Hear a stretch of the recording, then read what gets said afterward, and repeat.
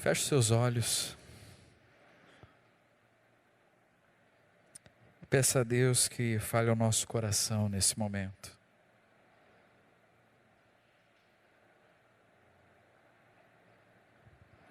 Bondoso Pai, estamos diante da Tua Palavra e colocamos os nossos corações diante de Ti. Faz-nos ouvir a Tua voz, e tão somente a Tua voz. Em nome de Jesus. Amém. Se você gosta bastante de carro, normalmente homens gostam de carro, você deve ter percebido que nas últimas décadas o design dos carros mudou. Os carros eram mais quadradinhos assim, né? E agora eles têm linhas um pouco mais harmônicas assim. E não só pelo design, que aos nossos olhos parece mais bonito, né? Mas tem um propósito nisso, tem um porquê nisso. Isso ajuda na performance. Então isso ajuda seu carro a economizar combustível, a ter mais velocidade e assim por diante, né?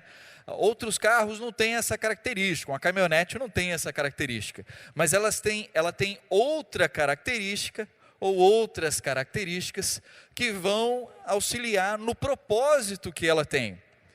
O motor é diferente, a suspensão é diferente, tudo para alcançar esse propósito. E isso vale para tantas outras áreas na vida. Nos esportes isso é muito comum. Os atletas sempre vão buscar meios para ter uma melhor performance. Recentemente, já é conhecido de todo mundo, eu gosto muito de corrida de rua, e recentemente conseguiram bater um recorde que parecia inalcançável, que era percorrer uma maratona, são 42 quilômetros. A gente acha que a São Silvestre é uma maratona, né? São Silvestre não é maratona. São Silvestre são 15 quilômetros. Perto de uma maratona, São Silvestre é uma corridinha.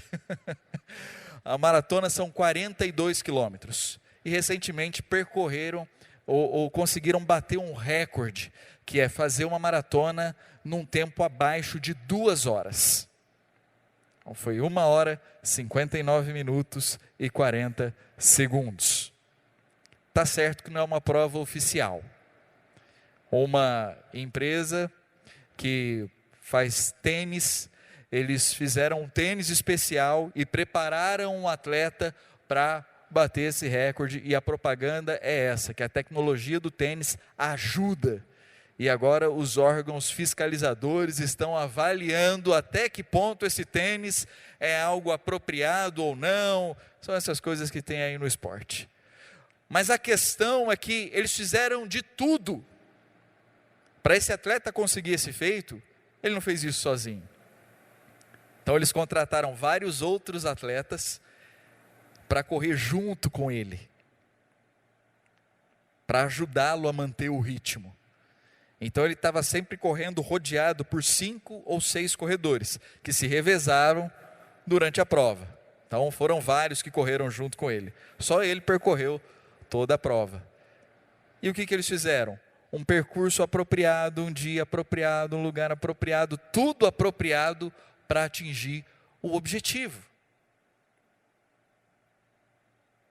Por que quando a gente olha para a vida de fé, a gente acha que é diferente? A gente acha que a gente pode fazer tudo ao contrário, mas como a gente está lidando com Deus, e Deus é o Deus do impossível, Ele pode todas as coisas, e aí não importa o que eu faça, no final vai dar tudo certo. Você já deve ter ouvido isso de alguém muito querido de você, né? Você fala assim, as coisas não estão bem, a pessoa para te consolar fala, não, fica tranquilo que no final tudo dá certo. Se não está certo é porque ainda não chegou o final. E a gente vai seguindo a vida esperando esse final chegar. Como se as coisas fossem dar certo por si mesmo. E por si só. Como num conto de fadas. Eu vou acordar amanhã e vai estar tudo bem. Eu vou acordar amanhã, minhas contas estarão pagas. Eu vou acordar amanhã e aí eu já consegui resolver aquele problema. Afinal de contas, a Bíblia diz que as misericórdias de Deus se renovam a cada manhã. As misericórdias de Deus sim, mas o vencimento do boleto não. Ele vai continuar vencido. E a gente precisa fazer alguma coisa em relação a isso.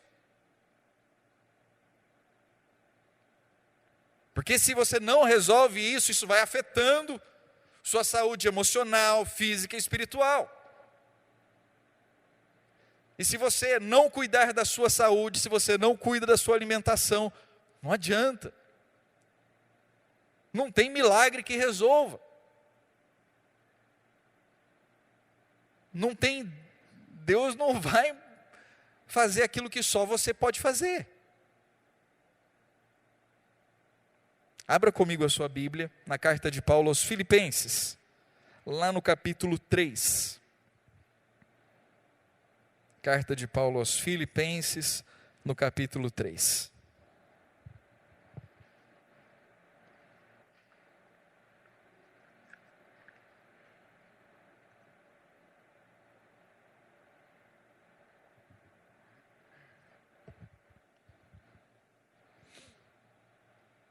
Filipenses, capítulo 3, nós vamos ler o verso 13 e o verso 14.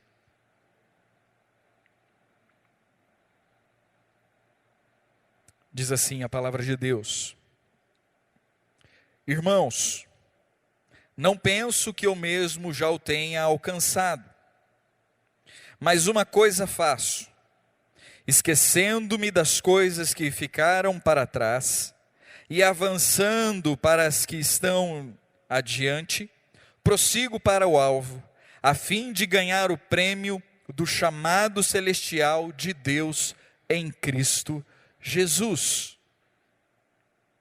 Esquecendo-me das coisas que ficaram para trás e avançando para as que estão adiante, prossigo para o alvo, a fim de ganhar o prêmio do chamado celestial de Deus em Cristo Jesus. Paulo, ao escrever a carta aos Filipenses, ele dá um tom muito característico para essa carta, que é a alegria.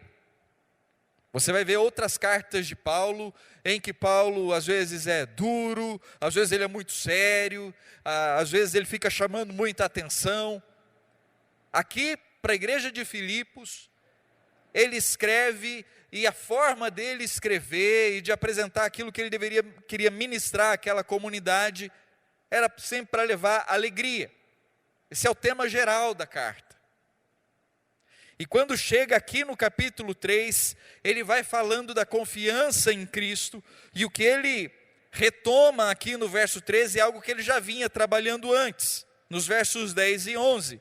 Quero conhecer Cristo, o poder da sua ressurreição e a participação em seus sofrimentos, tornando-me como ele em sua morte, para que de alguma forma alcançar a ressurreição dentre os mortos.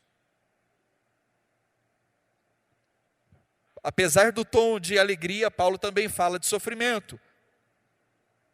Ele fala, a vida de salvação não é uma vida em que não há problema. Se o propósito da salvação fosse fazer você feliz, a partir do momento que você tomou uma decisão por Cristo, Deus te matava na hora. Porque você ia morrer, ia para o céu, e não tem alegria maior que essa. Se bem que se eu perguntar aqui quem quer morrer, eu acho que dificilmente alguém vai ficar levantando a mão. Não é algo pelo qual a gente almeja assim, né?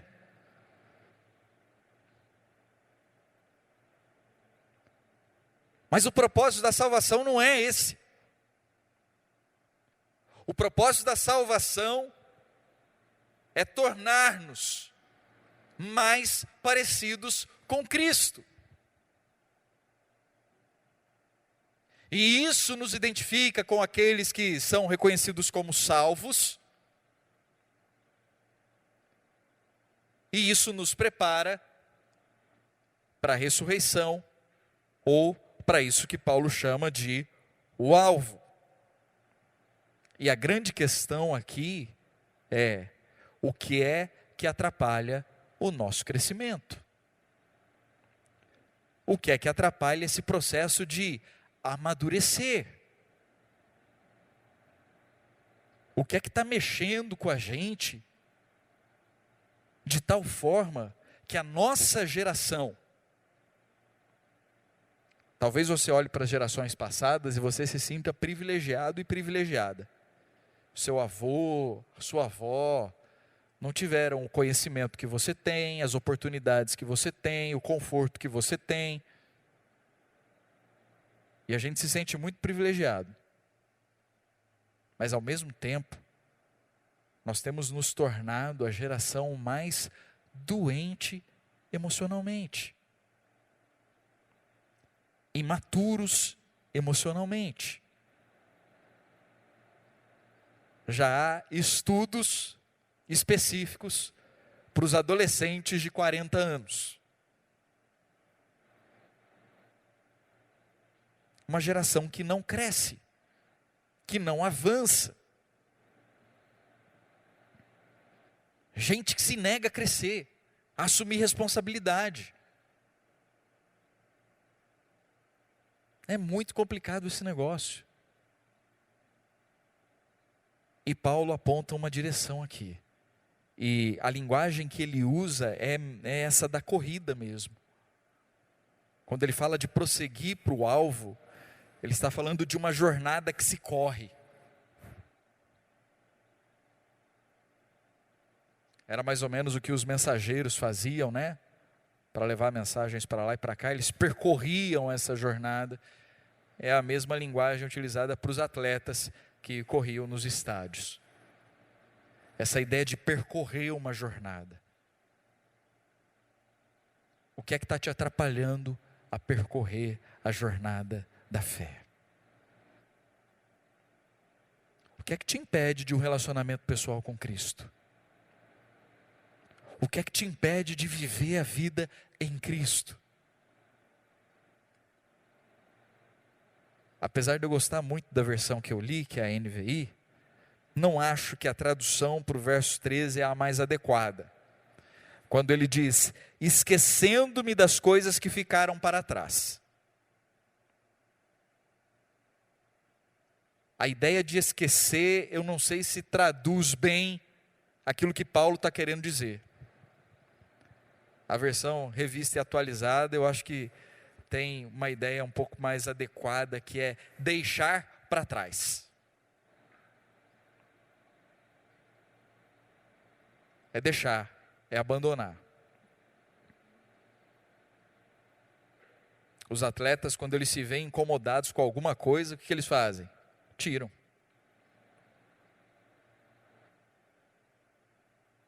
Tem gente que gosta de correr sem tênis, porque acha que o tênis atrapalha.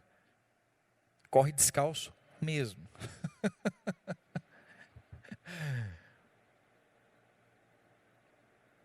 Porque a pessoa fala, aquilo está me atrapalhando, por que é que eu vou usar isso? Se isso não me ajuda, me prejudica.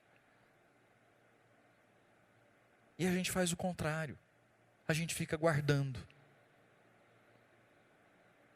O que é que precisa ficar para trás na sua vida?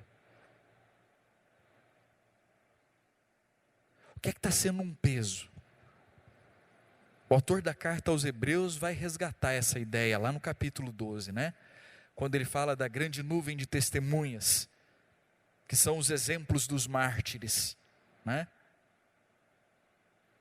Quando ele olha para aqueles que já percorreram a jornada de fé, ele fala, nós temos que lançar fora todo o peso e o pecado. São coisas diferentes. Tem coisa que a gente faz que não é pecado. Não é errado. Mas não te ajuda. Está te atrapalhando. E provavelmente vai te fazer pecar.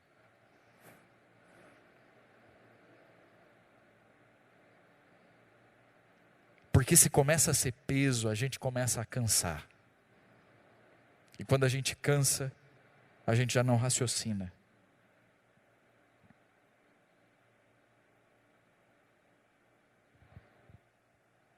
Eu sinto isso na pele na corrida.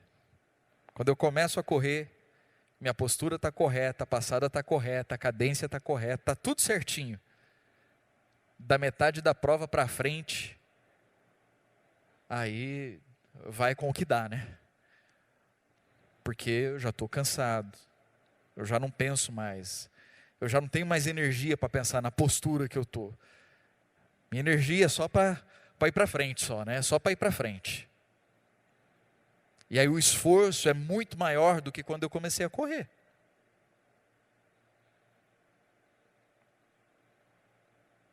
Percebe como o peso atrapalha? Então, se tem coisa que está te prejudicando, prejudica o seu sono, prejudica a sua saúde emocional, prejudica seu relacionamento com as pessoas, prejudica seu relacionamento com Deus, prejudica seu humor, prejudica a sua organização. Joga isso para lá. Define com clareza qual é seu alvo. Define com clareza qual é seu propósito. Qual é o seu chamado. E segue nessa direção com confiança. Porque essa é a vontade de Deus para a sua vida. E aí, seguindo nessa direção, sim, vale a pena pagar o preço. É disso que Paulo fala ali nos versos anteriores, quando ele fala de participar do sofrimento de Cristo.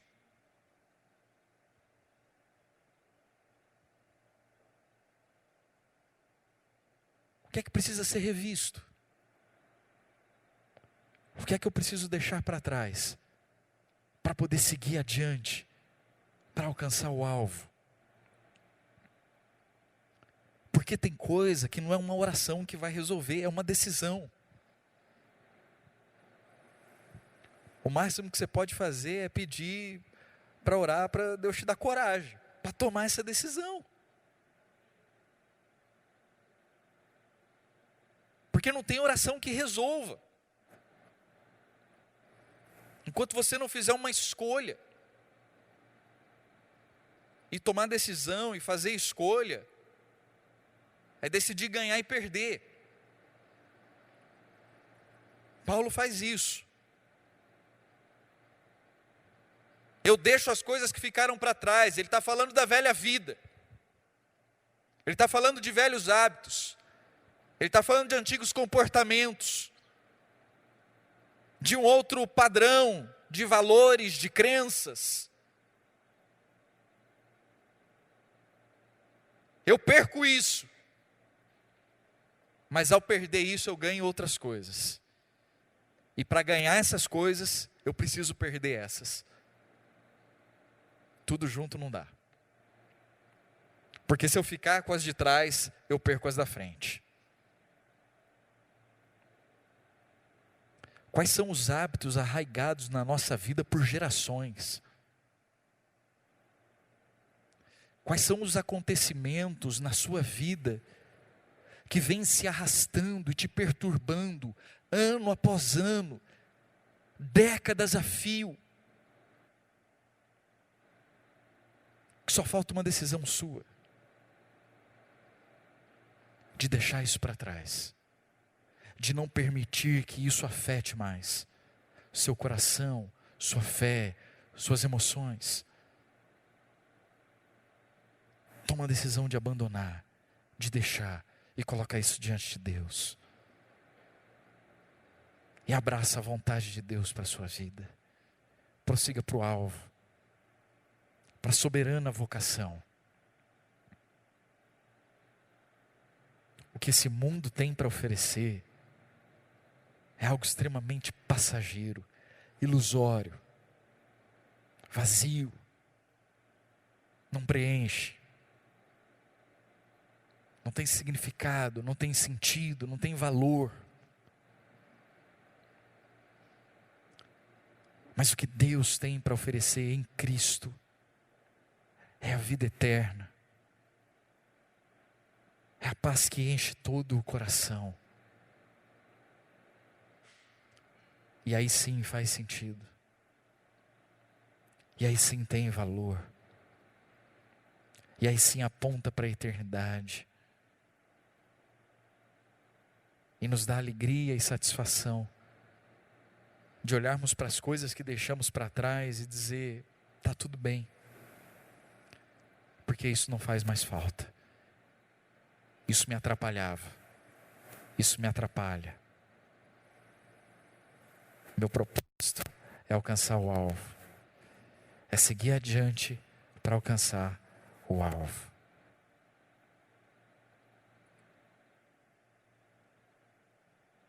Quero que você feche os seus olhos nesse momento. Já já nós vamos ter um tempo de oração, de intercessão. Eu quero que você se coloque diante de Deus.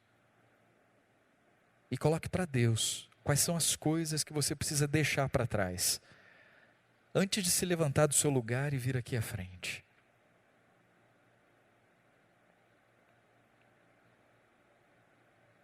Quais são as coisas que precisam ficar para trás, antes de você chegar na sua casa hoje?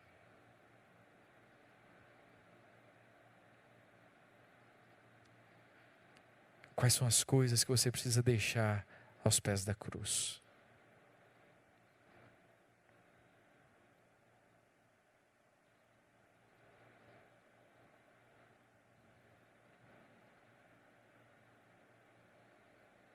Pai, obrigado pela Tua palavra. Obrigado porque o Senhor usou a vida de Paulo para ministrar aos filipenses. E nessa noite nós somos desafiados a deixarmos todo peso, todo fardo, o pecado, tudo aquilo que nos afasta de Ti, da comunhão contigo, aquilo que nos afasta das pessoas e do propósito do Senhor para as nossas vidas, porque queremos prosseguir para o alvo. O prêmio da soberana vocação conquistado por Cristo Jesus na cruz. A Ele seja a honra, a glória e o poder. Depositamos na Tua presença, confessando os nossos pecados, as nossas limitações e a nossa falta de fé, pedindo o Teu auxílio e a Tua ajuda para permanecermos firmes. Em nome de Cristo oramos. Amém.